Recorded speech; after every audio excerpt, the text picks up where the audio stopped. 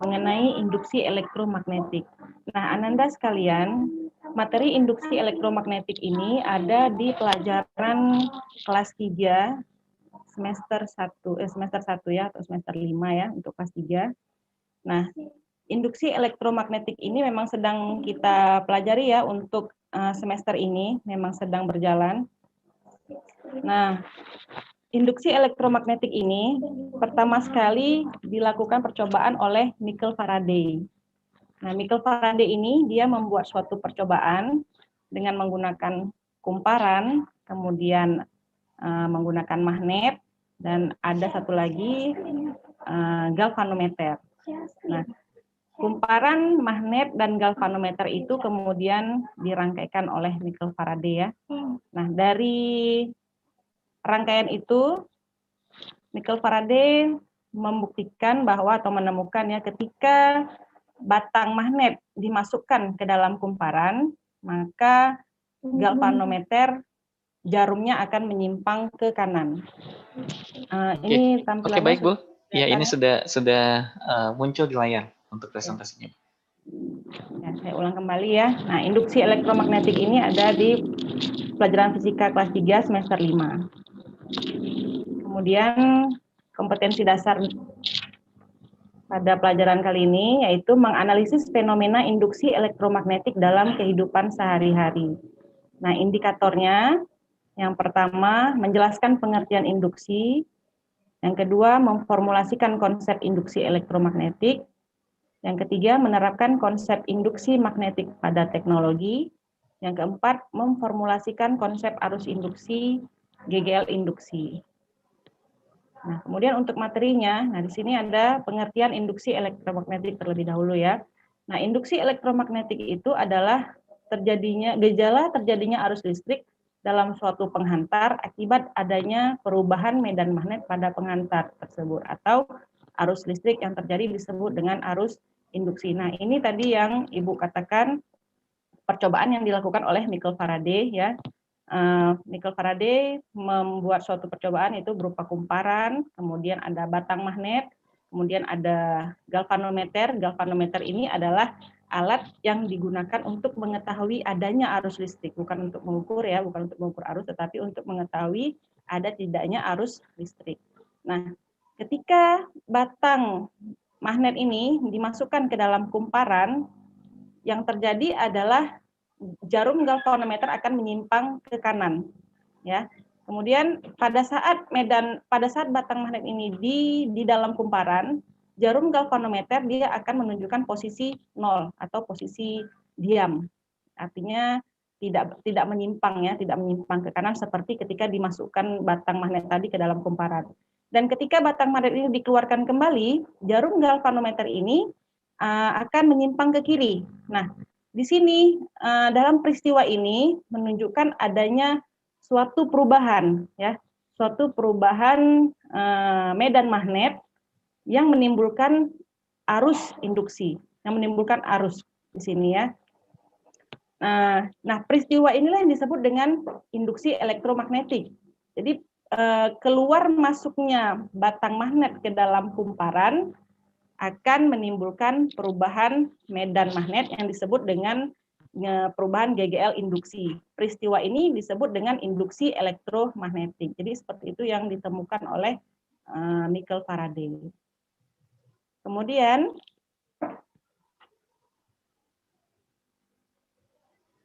flux magnet, tadi ada dikatakan perubahan flux magnet ya.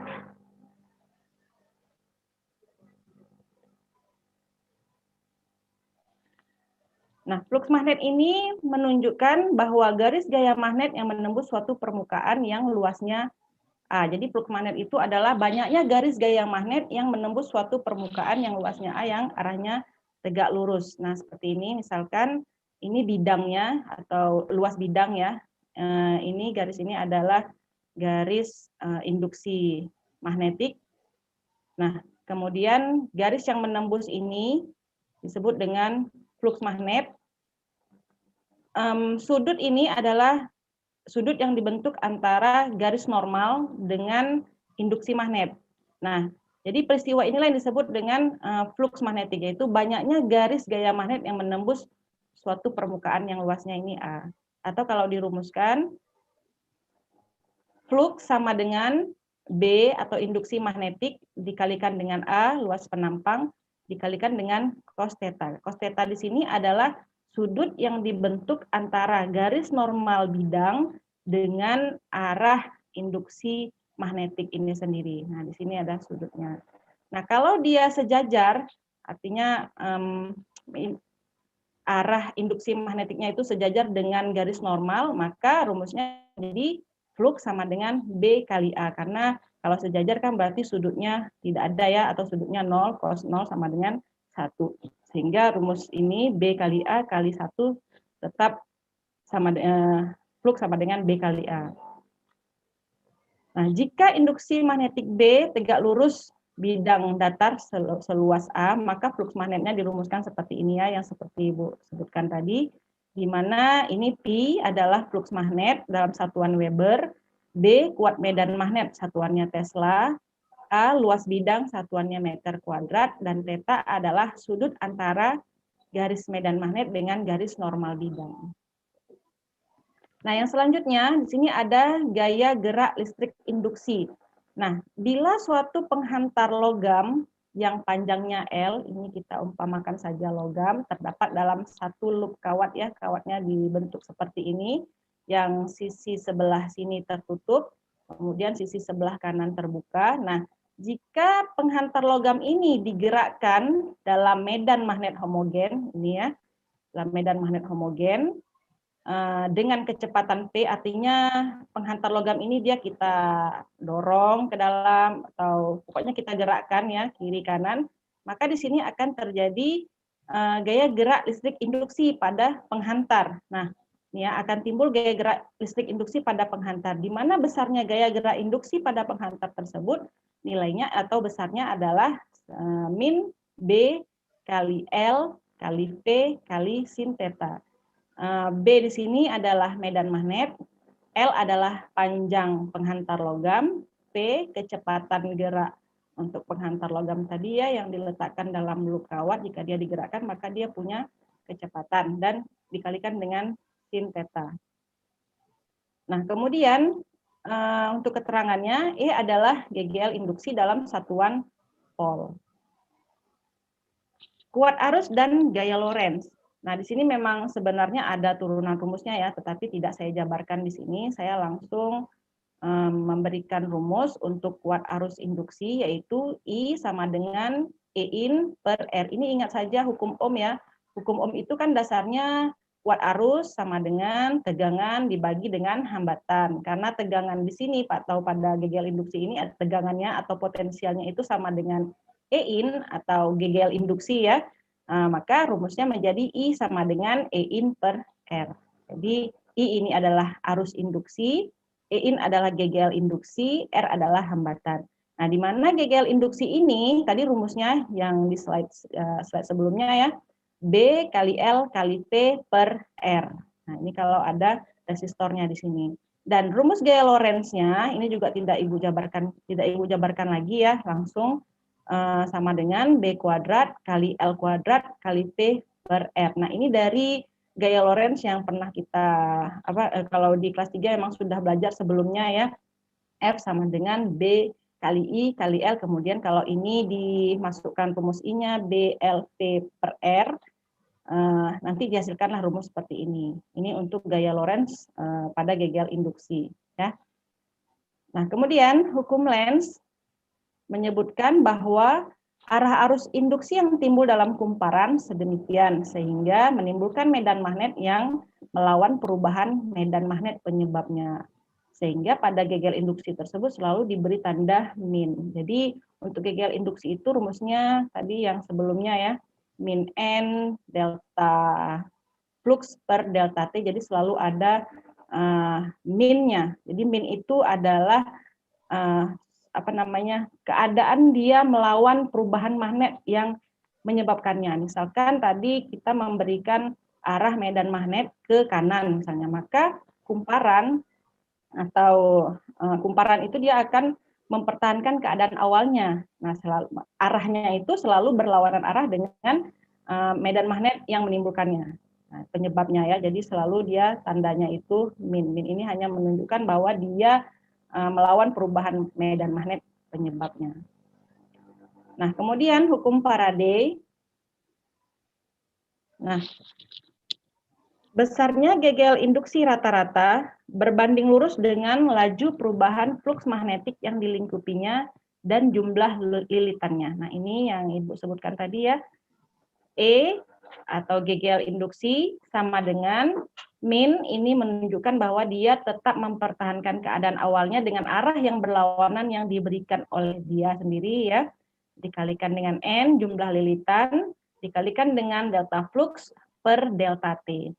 Ini kalau dia dalam bentuk angka, rumus ini ya, ini kalau dalam bentuk angka. Nah, ada juga kalau dia diberikan dalam bentuk perubahan waktu atau dinamakan dengan GGL induksi sesaat. Karena kan dia perubahan itu selalu dengan dengan selang waktu tertentu. Nah, rumus ini juga bisa kita ganti menjadi rumus turunan fungsi T ya. Ini kalau di matematika ada yang namanya diferensial ya, pelajaran matematika, diferensial integral dan diferensial. Nah, kalau di sini kita gunakan yang diferensialnya atau turunannya. Nah, GGL induksi sesaat ini adalah rumusnya ya, E sama dengan min N, tetap dia min ya, karena dia berusaha mempertahankan keadaan awalnya, sehingga dia arahnya itu berlawanan, N jumlah lilitan dikalikan dengan D flux per DT, turunan dari fungsi flux per fungsi waktu.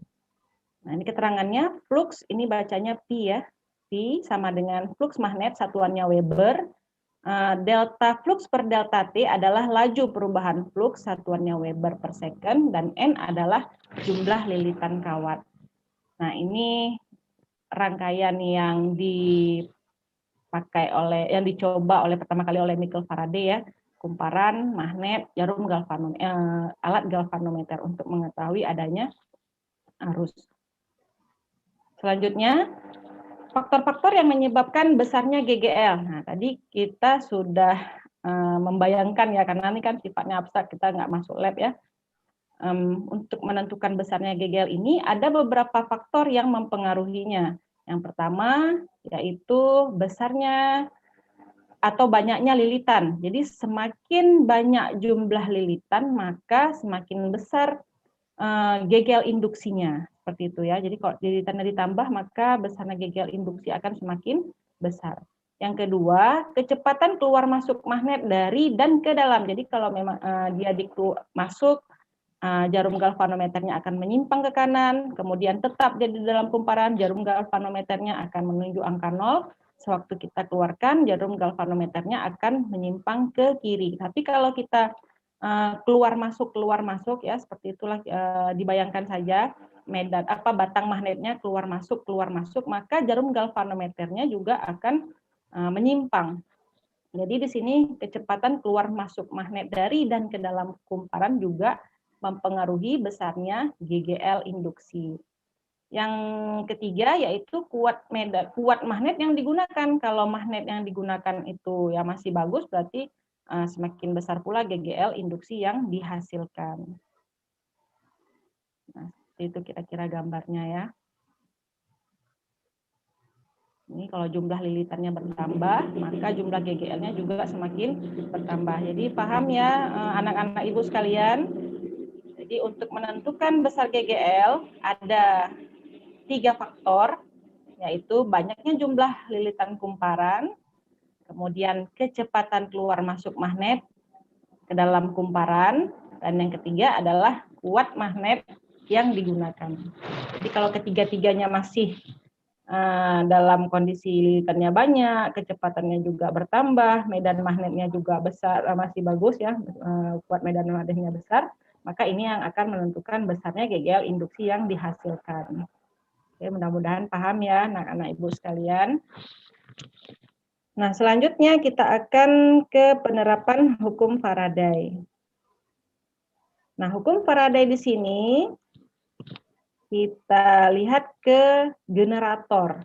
Nah, Generator ini berfungsi untuk mengubah energi mekanik menjadi energi listrik. Tahu ya energi mekanik ya, energi gerak menjadi energi listrik. Nah, persamaan yang terkait dengan generator adalah E sama dengan E max kali sin omega T. Di sini juga Ibu tidak menurunkan rumusnya ya, jadi langsung kita masuk ke rumusnya. Kalau kita turunin lagi rumusnya akan makan waktu yang lama ya. Nah, selanjutnya E max, di mana E max ini adalah N kali B kali A kali omega. Tahu ya omega di sini apa? Omega ini adalah kecepatan sudut atau kecepatan angular. Kalau dia bergerak melingkar ya. E max di sini sama dengan I max kali R. E max ini kan sama kalau pada hukum Ohm ya, ini dasarnya kan diambil dari hukum Ohm ya. P sama dengan I kali R. Tapi karena yang sedang kita bahas kali ini adalah GGL induksi elektromagnetik, maka tegangannya atau potensialnya kita ganti dengan E max sama dengan I max kali R. Karena itu tetap hambatannya. E max adalah GGL maksimum dalam satuan volt. N adalah jumlah lilitan, tidak ada satuan ya, karena berapa, misalkan jumlah lilitannya 10 lilitan, nah itulah dia satuannya. Omega adalah kecepatan sudut dalam satuan radian per second. A adalah luas bidang dalam satuan meter kuadrat. I maksimum adalah kuat arus maksimum, ini dalam satuan ampere, dan B adalah kuat medan dalam satuan Tesla. Kita lanjut lagi, nanti kita akan Ibu sediakan juga soal-soal latihan evaluasi ya. Yang selanjutnya transformator. Transformator atau lebih dikenal dengan nama trafo adalah alat untuk mengubah, menaikkan atau menurunkan tegangan dan arus bolak-balik berdasarkan prinsip induksi. Jadi ini memang tugasnya si trafo lah ini ya, untuk menaikkan atau menurunkan tegangan. Jadi kita ada sumber tegangan, kalau memang mau pakai yang kecil ya nanti diturunkan tegangannya, kalau memang mau lebih tinggi dinaikkan. Nah ini ada gambarnya ya, sumber tegangan bolak-balik. Di sini ada kumparan primer, ada kumparan sekunder. Saat kumparan primer dialiri arus listrik yang berubah-ubah, maka kumparan akan menghasilkan fluks magnetik yang berubah dan masuk ke kumparan sekunder. Akibatnya pada kumparan sekunder terinduksi GGL induksinya. Jadi di sini ya masuk dari sumber tegangan bolak-balik ke kumparan sekunder, ke kumparan primer, akan menghasilkan fluks magnetik ya. Kemudian berubah masuk ke kumparan sekundernya. Ini seperti itulah kira-kira ya. Trafo ini dibedakan menjadi dua jenis, yaitu trafo step up dan trafo step down. Trafo step up ini fungsinya dia untuk menaikkan tegangan sumber. Ciri-cirinya tegangan primernya lebih kecil daripada tegangan sekunder. Jumlah lilitan pada kumparan primer lebih kecil atau lebih sedikit daripada jumlah lilitan pada kumparan sekunder, dan kuat arus pada kumparan primer lebih besar daripada kuat arus pada kumparan sekunder. Itu ciri-ciri dari trafo step up yang fungsinya itu atau tugas dia itu ya untuk menaikkan tegangan sumber. Yang kedua ada trafo step down. Nah, trafo step down ini fungsinya ya lawan dari trafo step up ya, yaitu untuk menurunkan tegangan sumber. Ciri-cirinya adalah tegangan primer lebih besar daripada tegangan sekunder, lilitan primer lebih besar daripada lilitan sekunder, dan kuat arus primer lebih kecil daripada kuat arus sekunder. Jadi ini keduanya memang kebalikan. Nah, kalau untuk anak-anak Ibu mau menghafal, cukup hafal yang salah satunya saja. Hafal yang untuk step up-nya saja boleh, atau untuk yang step down-nya saja juga boleh. Karena nanti dia memang semuanya itu adalah kebalikan ya. Jadi hafal salah satunya saja untuk ciri-ciri trafo yang kita kenal ada 2 jenis ini ya. Nah, untuk persamaan trafo ideal ini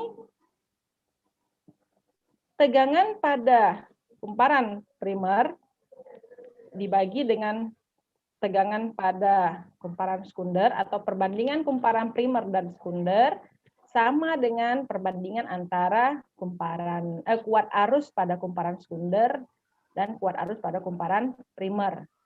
Dan sama juga dengan jumlah lilitan kumparan primer dibagi dengan jumlah lilitan kumparan sekunder. Nah, ini yang harus diperhatikan. Jadi di sini antara V dengan I ini berbanding terbalik ya. PP per PS sama dengan IS per IP. Sedangkan untuk jumlah jumlah lilitannya antara kuat arus dengan jumlah lilitan ini sebanding ya, berarti berbanding terbalik juga ya. IS sama dengan NP, IS per IP sama dengan NP per NS. Jadi seperti inilah kira-kira penampakan rumus untuk persamaan trafo ideal ya. Nah, untuk efisiensi trafo, efisiensi ini ya, lambang efisiensi sama dengan P out daya pada kumparan sekunder ya, dibagi dengan P in daya pada kumparan primer, sama dengan, jadi kan kalau yang out ini yang keluar ya, yang keluar itu tadi kumparan sekunder, kalau yang masuk itu atau in kumparan primer. Jadi P ini daya listrik ini sudah kita pelajari sebelumnya ya di listrik dinamis, jadi Ibu tidak uraikan lagi di sini. P rumusnya P kali I, karena dia di sini adalah out ini keluaran, berarti keluarannya itu adalah kumparan sekunder, jadi PS kali IS dibagi dengan PP kali IP. Nah, ini rumus untuk efisiensi trafo. Nah, keterangannya ada di sini. PP adalah tegangan primer, satuannya volt. PS tegangan sekunder, satuannya volt.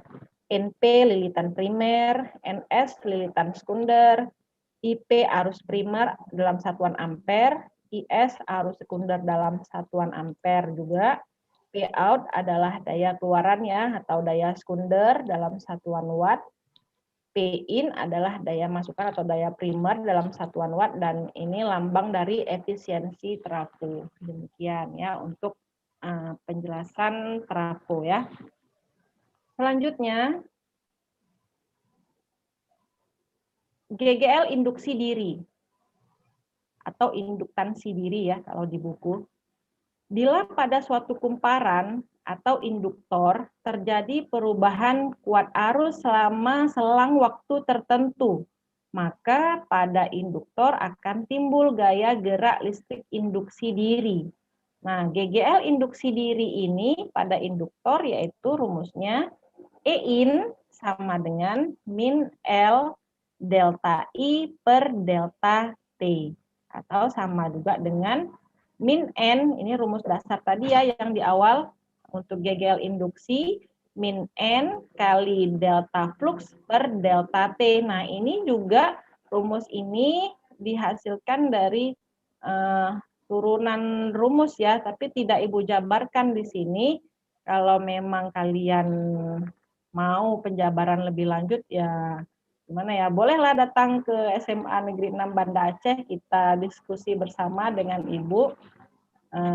Karena kalau di sini memang Ibu tidak jabarkan lagi rumus turunan rumusnya, langsung Ibu berikan rumus seperti ini ya.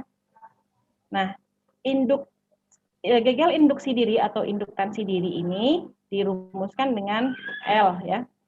Sama dengan rumusnya N jumlah lilitan kali flux per I. Ini rumus untuk induktansi dirinya ya.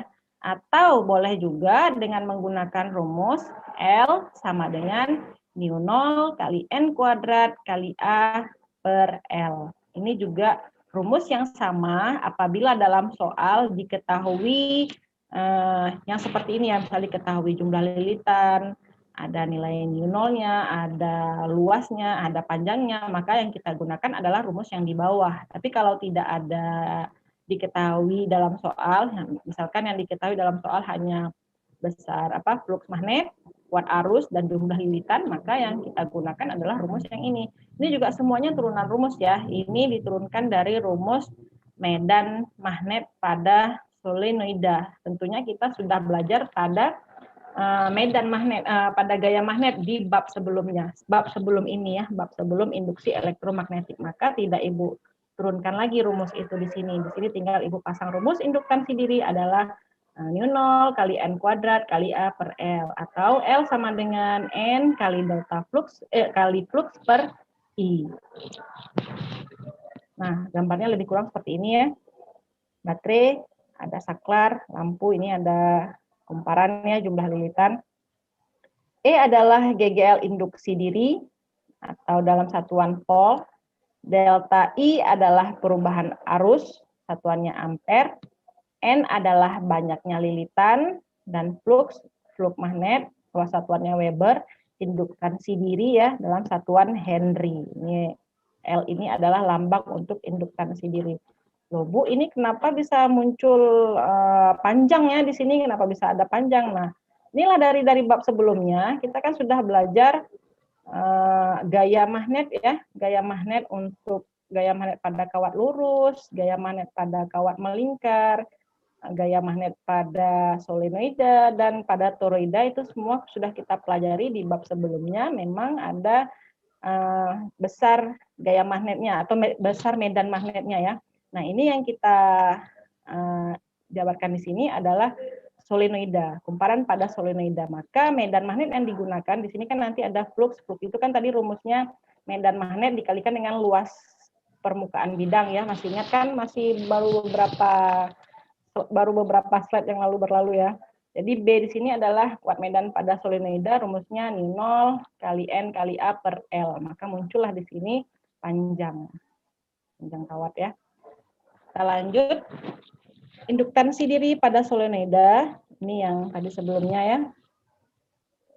L sama dengan nu0 kali N kuadrat kali A per L.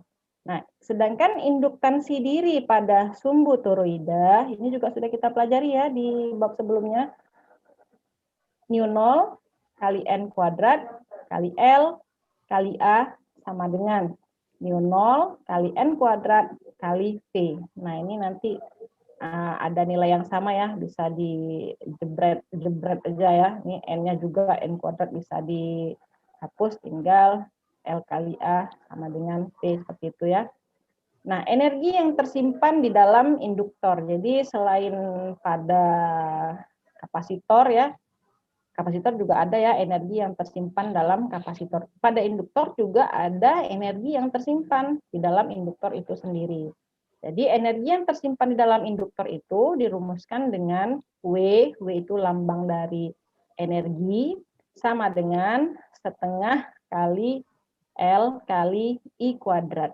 Di mana W adalah energi yang tersimpan dalam induktor dalam satuan Joule, L adalah induktansi diri tadi ya, induktansi diri, I adalah kuat arus dalam satuan ampere.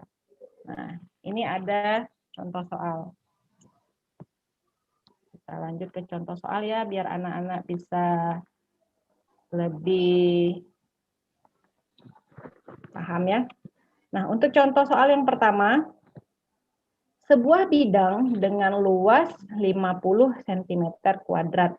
Nah, ini kita bisa langsung buat di buku coret-coret ya. Kalau anak-anak Ananda ada yang mengikuti siaran ini, bisa langsung coret-coret, ambil kertas dari yang sudah Ibu jabarkan tadi. Sepertinya ini bisa dijawab ya. Luasnya 50 cm kuadrat, terletak di dalam medan magnet induksi dengan induksi magnetik. Tadi induksi magnetik dilambangkan dengan B ya. B induksi magnet sama dengan 0,6 Tesla. Ini satuannya. Tentukan besar flux magnet. Flux magnet tadi lambangnya flux atau pi ya. Tadi bacanya ada bulat, ada garis tegak. Itu lambang untuk flux magnet. Jika induksi magnet membentuk sudut 60 derajat terhadap garis normal. Jadi nilai tetanya di situ adalah 60 derajat. Nah, sebelum Ibu munculkan jawabannya, kira-kira bisa ya, ini paham ya?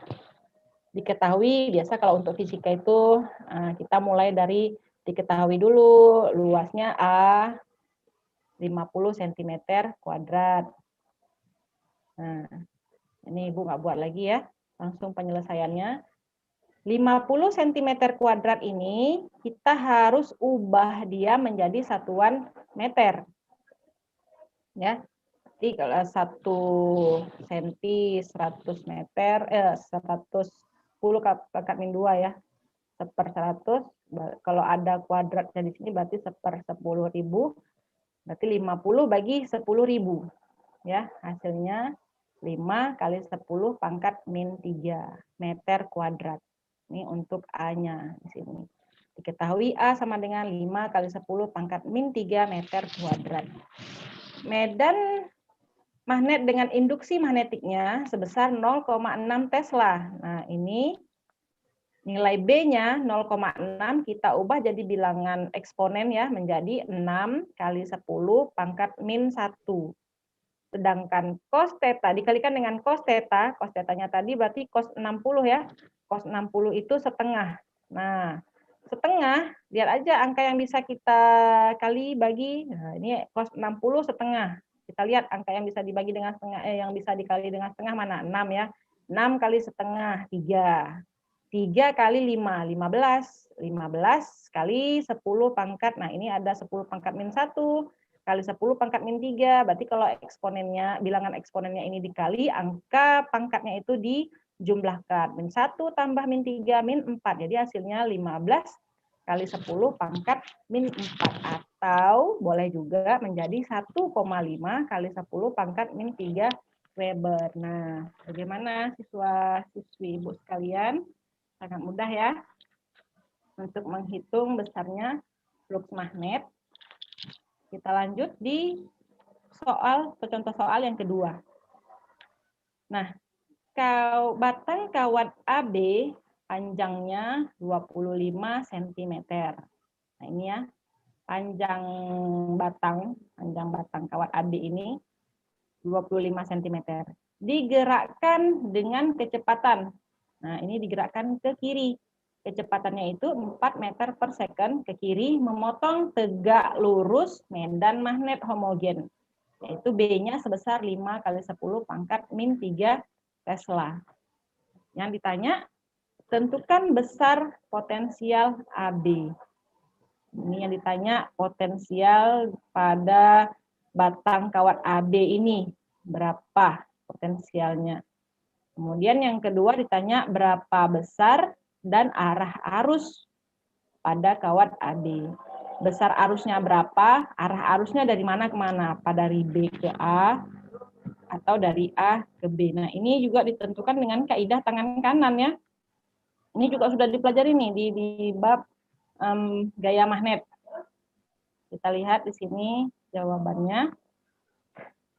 Nah, untuk GGL atau potensial pada batang AB tadi ya, rumusnya itu adalah min B kali L kali T.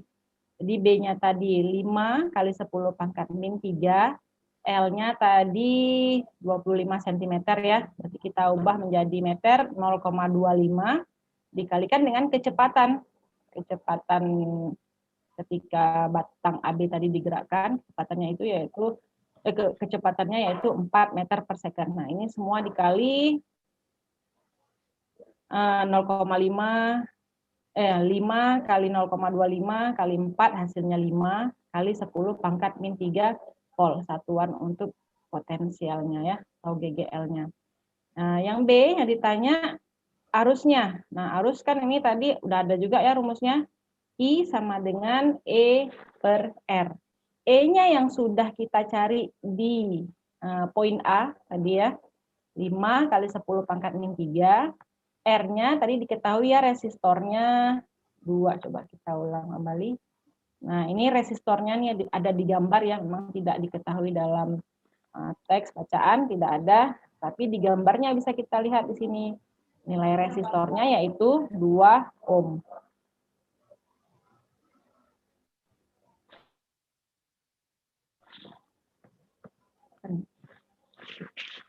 2 ohm, jadi dibagi hasilnya 5/2, sama dengan 2,5 kali 10 pangkat min 3. Sama dengan 2,5 miliampere arahnya dari titik A ke titik B. Berarti dia arah arusnya itu dari atas ke bawah. Artinya berarti arah jempolnya menuju ke bawah ya. Ini kan lambang cross. Kita ini untuk menentukan arah arus induksi, kita menggunakan kaidah tangan kanan ya. Arah arus itu ditunjukkan oleh jempol kita ya. Tetap pakai menggunakan tangan kanan ya. Ini kalau memang mau mengikuti gambar. Ini lambang cross. Ini berarti dia menuju bidang. Berarti apa ya? Medan magnetnya itu menuju ke bidang kertas. Jempol menunjukkan arah arus, kemudian kecepatan itu bagian telapak yang luar ya, bagian telapak luar. Jadi arah arusnya itu memang mengalir dari A ke B. Ini kalau memang mau lebih jelas, gimana ya nih?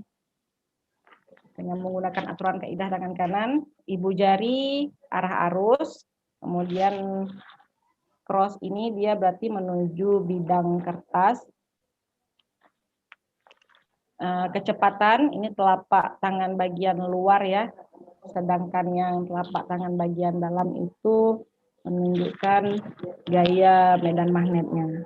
Nah, jadi di sini arah arusnya yaitu dari titik A ke titik B.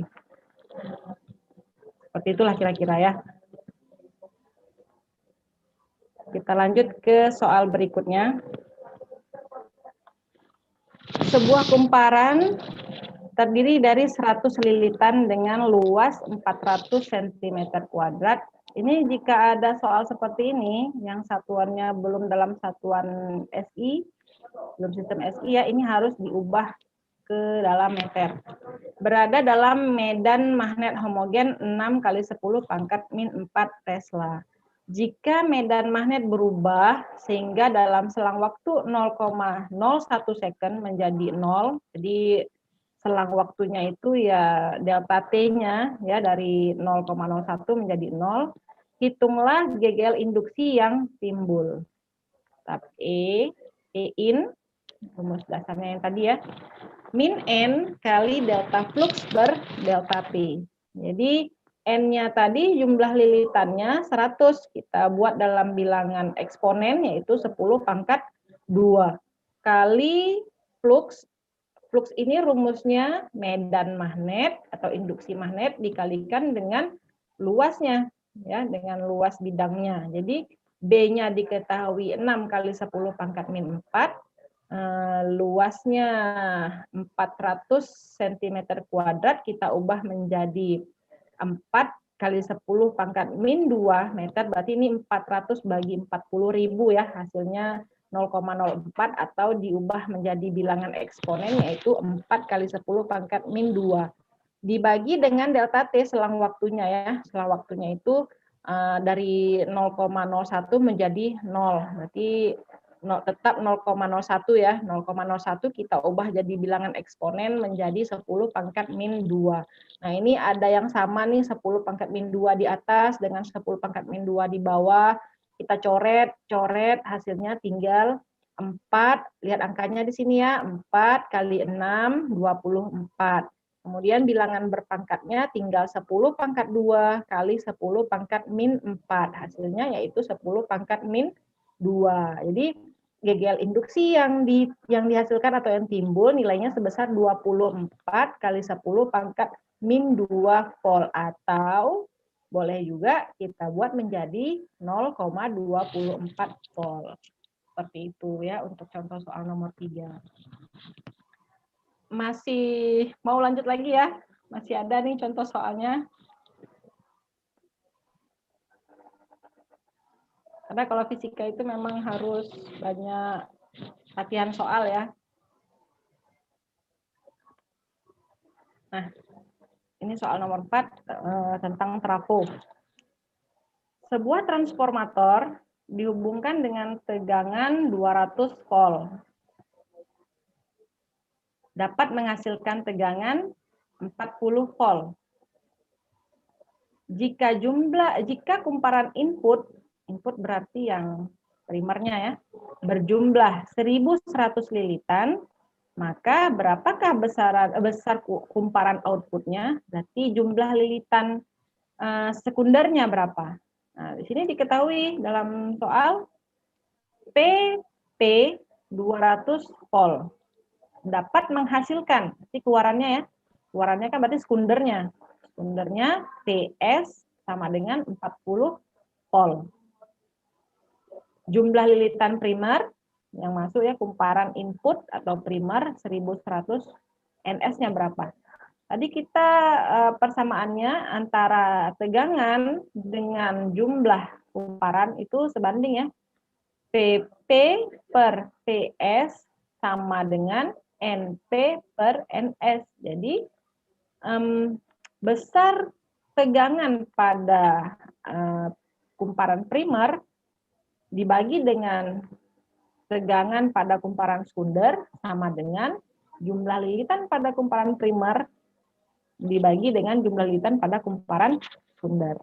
Nah, tinggal kita masukkan angkanya. PP tadi, oh ini kelebihannya, kelebihan 0 ya. 200 volt, abaikan aja ini 0 yang satunya. Per 40 sama dengan 1.100 dibagi NS. NS ini tadi jumlah lilitan pada kumparan sekunder atau kumparan outputnya.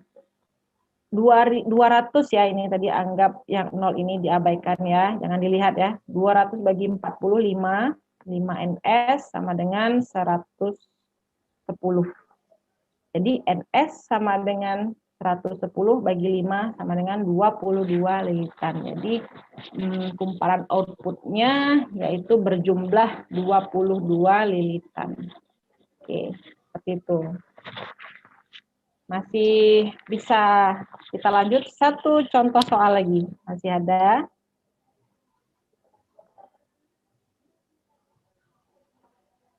Nah, ini contoh soal yang kelima. Arus listrik mengalir dalam suatu induktor sebesar 60 ampere. Jadi I ya, diketahui I sama dengan 60 ampere dan berubah menjadi 0 dalam waktu 3 second. Jadi arusnya jadi 0 dalam waktu 3 second. Ternyata pada kumparan timbul gegel induksi, yaitu besarnya 50 volt. Gegel induksi diri ya. Gegel induksi diri yang timbul yaitu sebesar 50 volt. Tentukan induktansi diri dan energi yang tersimpan pada induktor tersebut. Oke, kita tinggal pasang rumus gegel induksinya ya. Gegel induksi sama dengan min L delta I per delta T. Gegel induksinya diketahui 50 volt sama dengan induktansi dirinya ditanya min L kali ini berubah dari 60 menjadi 0, berarti I2 kurang I1. I2-nya yang 0, I1-nya yang 60, sehingga 0 kurang 60 hasilnya min 60. Ini ya, dibagi dengan delta T. Delta T-nya yaitu dalam selang waktu 3 second. Nah, ya ini tinggal diolah aja ya. Min L kali min 60 hasilnya 60 L. Sama dengan 50 kali 3, 150. Jadi GGL besar induktansi diri, besar induktansi dirinya adalah berapa tadi ya? 150 dibagi 60 hasilnya 2,5 Henry. Ada satu soal lagi tadi ya. Tentukan induktansi diri dan energi yang tersimpan pada induktor tersebut. Nah, energi yang tersimpan pada induktor itu rumusnya W sama dengan setengah kali induktansi diri kali kuat arus dikuadratkan. W sama dengan setengah kali 2,5 kali 60 tadi kuat arusnya ya, 60 ampere dikuadratkan. Nah, ini tinggal dikali aja ya, gampang ya. Setengah kali 2,5 kali 3.600 hasilnya 4.500 joule. Oke. Sekian. Atau kalau anak-anak mau mencoba latihan,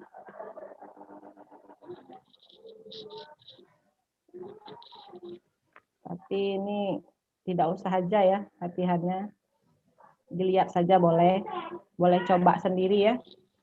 Oke, sekian materi induksi elektromagnetik dari Ibu.